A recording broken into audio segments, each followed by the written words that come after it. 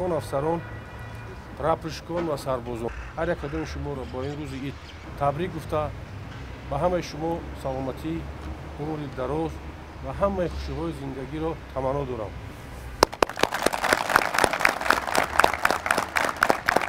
وقتی که ما درباره ارتش ملی تاجیکستان گپ میزنیم یگانه ارتشی هست که بعد از فروپاشی اتحاد شوروی تاجیکستان ما از سبب جنگ شهروندی حق خودش از اتحاد شوروی یگان چی نگرفت.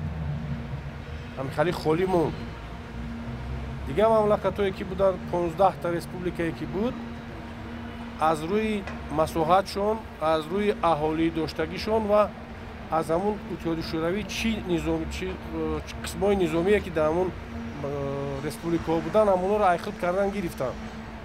فقط تاجیکستان عزیز ما از همین چیز ماند.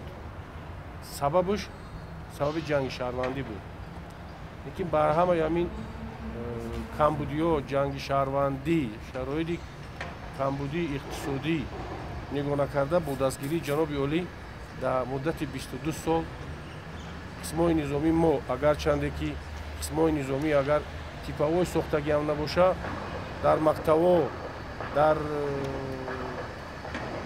автобазаҳо ҳамон ҷое ки сохтмон буд дар ҳамон ҷо ҳайат шахсият дароварда то имрӯз то ҳадди имкон қисмҳои низомӣ тақсим карданд. соли дуввум аст аз тарафи сарфармондаи олӣ дар рӯзи ид тӯҳфа барои афсаро сарбозо маблағ ҷудо мешавад. соли гузашта 1 миллион сомонӣ ҷудо шуд. ин солам 1 миллион сомонӣ ҷудо шудагиай тӯҳфаи ҷаноби олӣ барои рӯзи ид ба афсарон ва сарбозони қисми низомӣ. бо фармони вазири мудофиа ба афсарон 1000 сомонӣ, ба прапорщикҳо 500 сомонӣ, ба сарбозо 200 сомонигӣ ҷудо карда шудагианд ва ба хотири оне ки сарбозое ки дар қисмҳои низомӣ хуб хизмат кардаги ҳастанд ва рӯйхатшон пешниҳод шудагиай ба комиссияи вазорати мудофиа маблағҳои ҷудошудагиро барои хурсанд кардани падару модар аз номи фарзандошон ки дар қисмҳои низомӣ хизмат мекунанд маблағи барои сарбозо ҷудошудагӣ ба комиссияҳои махсус аз тариқи комиссияҳо бурда ба комиссариятҳои ҳарбии ноҳияҳо расонда шуд ва оно муддати 3 рӯз аст ки ба хонаи сарбозо бурда маблаға расондестанд. боз як маротибаи дига ҳар як кадоми шуморо бо ин рӯзи ид табрик мегӯм. хушбахтӣ ба худтон, ба оилаҳотон, ба падару модаратон, ба афсаро барои фарзандотон хонаи обод дошта боше, кам нашаве. идтон як маротибаи дига муборак шавад.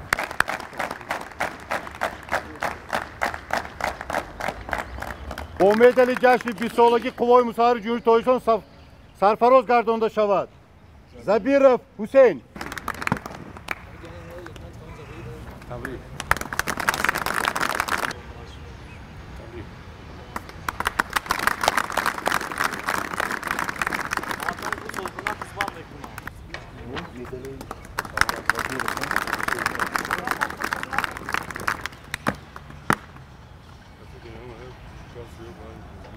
تبریک.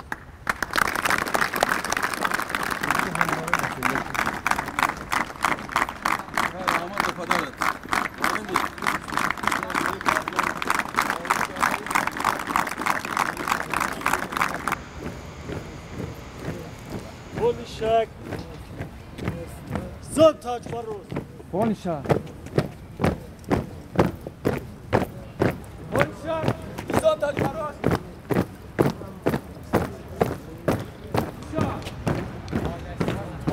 من خالق فلیجان به خدمت حربی 5 اکتبر سال روان دعوت کرده شدم و طول 5 ماه می شود خدمت وطن مادر رو به سری بلند مردانه و پس سر کرده آمدم. من در خدمت دوستانی زیادی پیدا کردم. خدمت در قوای مسلحه جمهوری تاجیکستان مهمترین مکتب آفتابی حیاتی می باشد. درباره خدمت من چی میگم؟ خدمت همه شرایط‌های مهمی زمانوی خود را دارد. چی از پوشاک، چی از خوراک، همه شرایط‌های خوب دارد.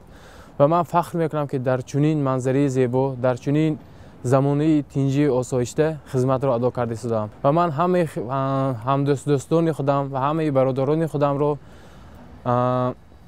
تکلیف میکنم که به خدمت حربی آمده مردانوار خدمت وطن مادر را ادا کنند و من همه خدمتچیان حربی کارگران حربی را با فرارسی تاسیابی قوای مسلح 22 سالگرد قوای مسلح تاجیکستان همه را تبریک گفته بگذار 100 ساله و هزار اسره ها این عید عزیزمان را جشن گیریم.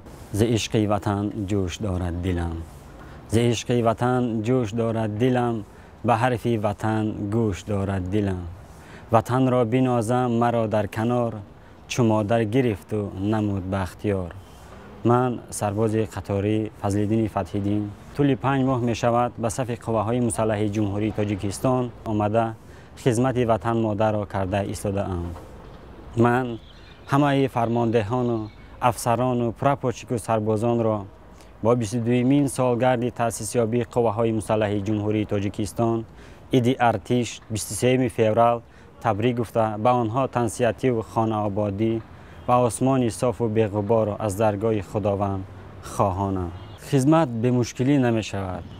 هر آن مشکلی که بود انشاءالله رحمان مرد هستیم، مردانوار خدمت میکنیم. هر آن مشکلی که باشدم پس سر می‌نهیم و به سری بلند به نزد پدر مادر خود برمیگردیم. من سرباز قطاری جمالوف کرانتولا. من به این فرصت مناسب استفاده برده به پدر خود، مادر خود و همه خویشان خود گفتنیم من فرزند شما انشاءالله به نزد شما با سری بلند برمیگردم و من در این قسم حربی میخواهم که باز در آینده نه بلکه در مهلت 2 سال بلکه در آینده هم خدمت میکنم. من سرژانت شرف میراجین سولیویچ من طول 1.5 سالی که در قسم حربی خدمت مادر وطن را با سر بلند پیش برده ایستادم. خدمت در صف قوای مسلح جمهوری تاجیکستان بهترین میباشد که من طول 1.5 سالی که در اینجا خدمت کرده ایستادم بسیار چیزها را از خود کردم. بسیار چیزایی که ما در اینجا از خود کردم مثلا چون چیزی میباشد که از طرف ورزش از طرف آموختن از قسم حربی بسیار یاد گرفتم. طرز کشتن‌های ملی و بوکس بسیار چیزها را از خود کردم. خدمت مادر وطن این قرض ایمانی من است، جانساری در راهش این امر وجدانی من است. مثل مادر داد در آغوش مهرش جای به من، پس حمایت کردنش با قیمت جان من است.